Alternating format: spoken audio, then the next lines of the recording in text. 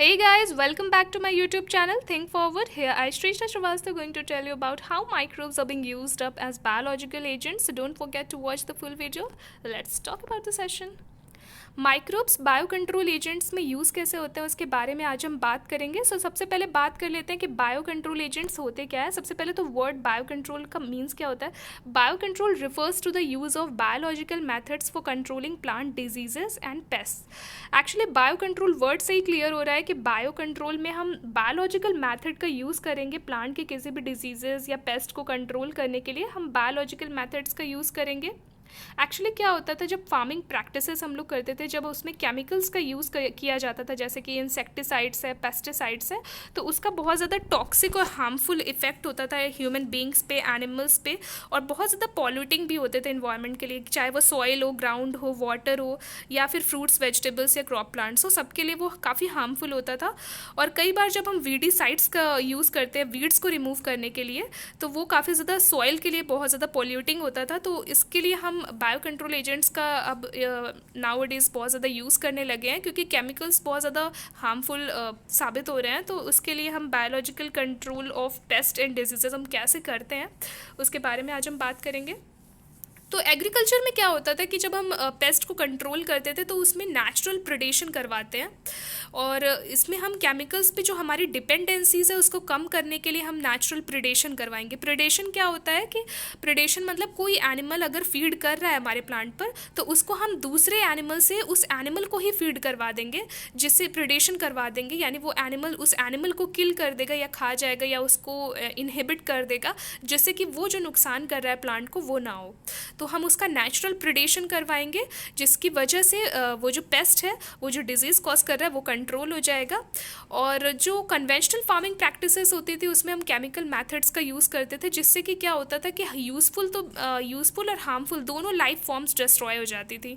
तो useful life forms जो हमारे फार्मिंग प्रैक्टिसेस के लिए जो यूज़फुल ऑर्गेनिजम्स है या यूज़फुल प्लांट्स हैं, तो उनको अगर हम केमिकल्स का यूज़ करके किल कर देंगे तो इन्वायरमेंट में जो स्टेबिलिटी जो होम्योस्टैसिस है वो डिस्टर्ब हो जाएगा। तो ये एक होलिस्टिक अप्रोच था, इसमें फ्लोरा एंड फौना दोनों डिस्ट्रॉय हो रहे थे, दोनों डैमेज हो रहे थे। तो केमिकल मेथड्स का यूज़ जितना कम करें उतना अच्छा है। तो इसी के लिए हम बायोलॉजिकल कंट्रोल आजकल ज़्यादा यूज़ करने लगे हैं।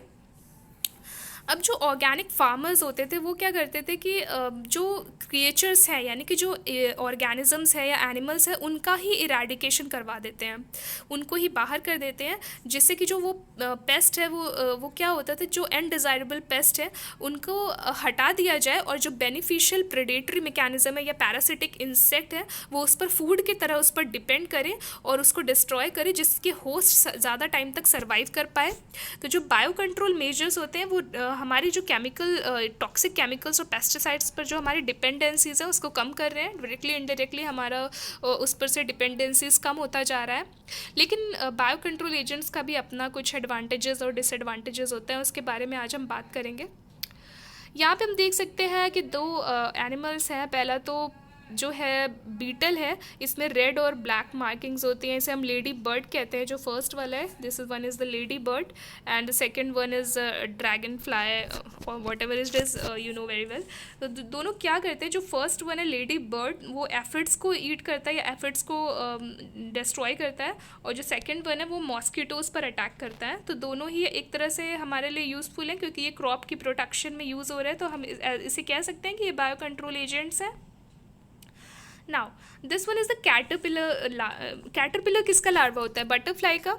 तो यहाँ पे हम देख सकते हैं कि ये जो वाइट कलर का यहाँ पे हमें दिख रहा है, ये हॉर्न, ये जो होता है ये वैस्प का लार्वी है। ये क्या करता है, कैटरपिलर के अंदर ग्रो करना स्टार्ट करता है, और जब ये बाहर निकलने की कोशिश करता है तो ये इसकी स्किन को रप्चर करता हुआ आगे कॉकून फॉर्म करता है और प्यूपेट हो जाता है, जिसकी वजह से कैटरपिलर मर जाता है। तो जो कैटरपिलर होता है वो मोस्टली टोबैको प्लांट या टोमेटो प्लांट पे ग्रो करता है, उसको नुकसान पहुंचाता है। अगर ये वैस्प इस पे अंदर ग्रो करते हैं और इसको डिस्ट्रॉय कर देते हैं तो ये क्या होगा, कैटरपिलर मर जाएगा, लेकिन जो प्लांट है वो सेफ हो जाएगा। तो टोमेटो प्लांट हो चाहे टोबैको प्लांट हो, अगर वहाँ पे कैटरपिलर नुकसान कर रहा है तो अगर उसके में हम wasp as a bio control agent use करें तो ये हम कह सकते हैं कि बैड न्यूज़ है कैटरपिलर के लिए, लेकिन गुड न्यूज़ है टोमेटो प्लांट ग्रोअर्स के लिए।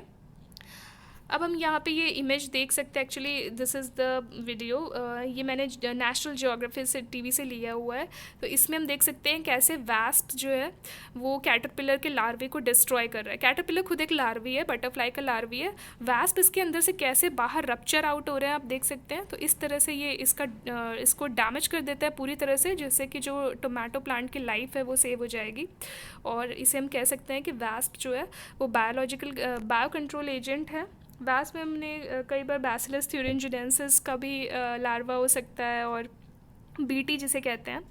तो कई बार डिफरेंट बैक्टीरिया भी यूज़ होते हैं, ट्राइकोडर्मा होता है, बहुत सारे ऐसे बैक्टीरिया भी यूज़ होते हैं बायो कंट्रोल एजेंट्स के फॉर्म में। अब यहाँ पे हम देख सकते हैं कि predatory insects as a bio control agents यहाँ पे क्या यूज़ हो रहे हैं। यहाँ पे first one is the robber fly. ये जो फर्स्ट वन है ये रॉबर फ्लाई है, और ये क्या करता है हम देख सकते हैं कैसे इस इंसेक्ट को खा रहा है। तो इस वजह से ये इंसेक्ट जो नुकसान पहुंचा रहा था प्लांट्स को, ये नहीं कर पाएगा। और ये यहाँ पे रॉबर फ्लाई कह सकते हैं बायो कंट्रोल एजेंट है। यहाँ पे असासिन फ्लाई इसको बोलते हैं, असासिन फ्लाई। ये देख सकते हैं कैसे एज अ प्रेडेटर यहाँ पे वर्क कर रहा है और किस तरह से ये प्लांट्स के प्रोटेक्शन में यूज़ हो रहा है। तो ये भी एक बायो कंट्रोल एजेंट है। अब यहाँ पे हम देख सकते हैं कि जब भी कोई फाइटोपैथोजन ग्रो करेगा, means phytopathogen, phyto means plant, pathogens means जो हार्मफुल ऑर्गेनिजम्स है, माइक्रो ऑर्गेनिजम्स है, वो प्लांट पे क्या कॉज करते हैं, डिजीज़ कॉज करते हैं। चाहे वो विल्ट हो, रस्ट हो, स्मट हो, सॉफ्ट रॉट हो, ब्लाइट, मिल्ड्यू, टॉक्सिन्स प्रोड्यूस करे, कुछ भी करे प्लांट में, तो वो हार्मफुल होगा। लेकिन अगर हम बायो कंट्रोल एजेंट्स का यूज़ करते हैं तो वो क्या करते हैं देखते हैं। ये हाइपर पैरासिटिज्म या तो करेंगे, लेकिन क्योंकि जो पैरासाइट होता है प्लांट पर, कोई पैरासाइट है तो दैट मीन्स वो पैरासाइट प्लांट को नुकसान पहुंचा रहा है, और उस पर भी कोई अगर पैरासाइट अगर अटैक कर दे तो उसे हाइपर पैरासिटिज्म कहते हैं। दूसरी चीज़ एंटीबायोसिस, मतलब उसकी ग्रोथ को इनहिबिट करेगा। एंजाइमेटिक लाइसिस, एंजाइम्स के थ्रू उसका डिग्रेडेशन करेगा। या फिर कंपटीशन, न्यूट्रिएंट के लिए कंपटीशन करेगा या अदर सोर्सेज के लिए कंपटीशन करेगा। तो ऑब्वियसली वो फाइटोपैथोजन, उसका जो इफेक्ट है प्लांट पे, वो डिक्रीज होता जाएगा और इवेंचुअली वो डाई भी हो सकता है। ये क्या करते हैं अपने प्रोटेक्शन के लिए, जब इन पर बायो कंट्रोल एजेंट्स का यूज़ किया जाता है तो अपने प्रोटेक्शन के लिए ये इफ्लक्स पम्प्स का यूज़ करते हैं। Interference of antibiotic production, antibiotic का ये जो प्रोडक्शन कर रहे हैं उसमें इंटरफेरेंस ये कॉज करते हैं।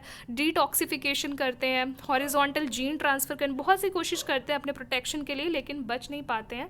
तो इसका हम यूज़ कैसे करते हैं, चाहे बायो पेस्टिसाइड खरीद लें या bio fertiliser, plant growth promotion, immunostimulators, nutrient solubilisation and acquisition, bio nematicides, nematodes को किल करने के लिए निमेटिसाइड्स। तो यहाँ पे हम इस तरह के बायो कंट्रोल एजेंट्स का यूज़ करके प्लांट्स को सेव कर सकते हैं। तो यहाँ पे क्या करते हैं ये यहाँ पे क्या करते हैं कि यहाँ पे कीमोटैक्सिस करवाते हैं। कीमोटैक्सिस मीन्स केमिकल्स के थ्रू अगर कोई भी वो चेंजेस कर रहे हैं तो वो कीमोटैक्सिस में आ जाएगा। रूट का कॉलोनाइजेशन या एंडोफाइट्स, यहाँ पे इन सभी प्रोसेसेस के थ्रू ये क्या करते हैं कि प्लांट्स को प्रोटेक्ट करने की कोशिश करते हैं। उसके अलावा बायो कंट्रोल एजेंट्स हम यहाँ पे देख सकते हैं साइडेरोफोर का प्रोडक्शन करते हैं। ये किलेटिंग कंपाउंड्स होते हैं। तो ये क्या करते हैं, कंपटीशन क्रिएट करते हैं न्यूट्रिएंट्स के लिए। तो जब न्यूट्रिएंट्स के लिए कंपटीशन होगा तो वहाँ पे कैसे पैथोजन सर्वाइव कर, दोनों में से कोई एक ही सर्वाइव कर पाएगा। तो जो ज़्यादा पावरफुल होगा वो सर्वाइव कर पाएगा। तो बायो कंट्रोल एजेंट सर्वाइव कर जाएंगे क्योंकि ये ज़्यादा पावरफुल है। उसके अलावा एंटीबायोटिक का सिक्रीशन भी करते हैं जिसकी वजह से पैथोजन किल हो जाता है। लाइटिक एंजाइम्स का भी यूज़ करते हैं जिसके थ्रू एंजाइम्स के थ्रू पैथोजन का डिग्रेडेशन हो जाता है। या हाइपर पैरासिटिज्म, अब इस डायग्राम में हम देख सकते हैं कि इस पैथोजन को भी इस पैरासाइट ने अटैक करके इसको इनइफेक्टिव किया हुआ है। तो ये ज़्यादा इफेक्ट कॉज नहीं कर पाएगा प्लांट पे, तो इसको नेग्लिजिबल ही माना जाएगा। और कभी कभी ये यूज़फुल चीज़ें भी क्रिएट करते हैं, जैसे कि इंड्यूस्ड सिस्टेमिक रेजिस्टेंस, ISR बोलते हैं इसे। इसमें बेनिफिशियल चेंजेस हो जाते हैं प्लांट में, तो जिसकी वजह से जो डिजीज़ कॉजिंग माइक्रो ऑर्गेनिजम्स है वो इन पर आएंगे भी, तो इसको ज़्यादा हार्म नहीं कर पाएंगे और जो प्लांट है वो ईजिली सर्वाइव कर पाएगा। तो जो बीटी कॉटन है, बैसिलस thuringiensis कॉटन है, वो इसी का एग्जाम्पल है। जेनेटिक इंजीनियरिंग के थ्रू इसको बनाया गया है। तो ये भी इसी चीज़ का एग्जाम्पल है कि किस तरह से हम जेनेटिक इंजीनियरिंग के through Bacillus thuringiensis toxic genes जो प्लांट से प्रोड्यूस हो रहे हैं, तो इंसेक्ट पेस्ट उस पर अटैक नहीं कर पाएगा। तो बीटी कॉटन उसी का एक एग्जाम्पल है, जिनको कुछ स्टेट्स में हमारी कंट्री में ग्रो भी किया जा रहा है बहुत तेज़ी से। तो इस तरह से बायो कंट्रोल एजेंट्स का हम यूज़ कर सकते हैं। उसके अलावा बायोलॉजिकल कंट्रोल हम वीड्स का कैसे करते हैं, आइए देख लेते हैं। कुछ बायोलॉजिकल वीड कंट्रोल बायोजेंट के नाम है और यहाँ पे वीड्स के नाम है। तो हम इंपॉर्टेंट की बात कर लेते हैं। वाटर हायासिंथ, जिसको जल कुंभी बोलते हैं, ये बहुत ज़्यादा इन्वेडिव होता है, इंडिया में इन्वेड करके आया है। टेरर ऑफ बंगाल कहते हैं इसको। ये मैमल्स बायो एजेंट, इसमें मैमल्स होते हैं, मैनिटी या सी काऊ, सी में होता है, सी काऊ नहीं होता, सी काऊ होता है। तो ये क्या करता है, इसको वीड को हटाने के लिए, वीड क्या होते हैं, अननेसेसरीली ग्रो कर जाते हैं कहीं भी, तो उसको हटाने के लिए हम सी काऊ या मैनिटी का यूज़ करते हैं। उसके अलावा भी हम कुछ फिशेस का भी यूज़ करते हैं, जैसे कॉमन कार्प, साइप्रिमस कार्पियो या चाइनीज़ कार्प। इसमें हम एक्वेटिक वीड्स को रिमूव करने के लिए या उसको डैमेज करने के लिए हम फिशेस का भी यूज़ करते हैं।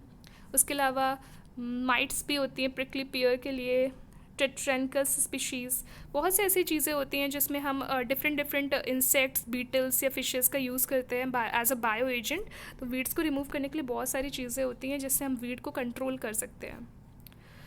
अब हम बात कर लेते हैं एडवांटेजेस के बारे में। तो एडवांटेजेस इसकी क्या होती हैं, सबसे पहले तो डिजीज़ की इंटेंसिटी को ये बहुत ज़्यादा कम कर देता है और केमिकल फंजीसाइड्स पर जो हमारे डिपेंडेंसीज है उसको रिड्यूस करेगा।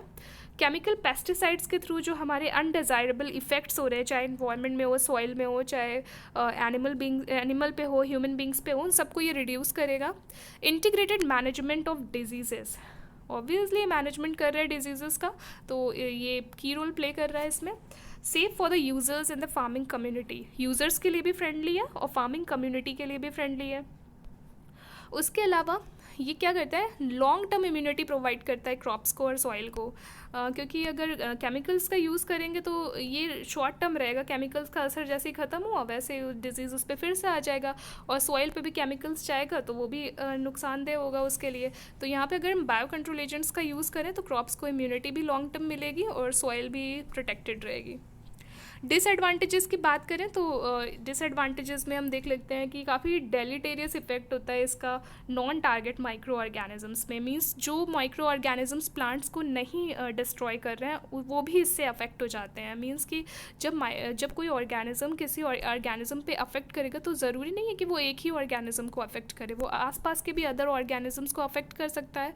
तो जो हमारा फूड चेन है, फूड वेब है, इन्वायरमेंट में सब चीज़ क्या है, होम्योस्टैसिस में है, सब चीज़ मेंटेन है, बैलेंस स्टेट में है। अगर हम उसे कोई चीज़ डिस्टर्ब करेंगे तो ऑब्वियसली उसका इन्वायरमेंट पे नेगेटिव इम्पैक्ट जाएगा, तो वो भी हार्मफुल है। और पैथोजेंस में develop resistance to the bio control agent.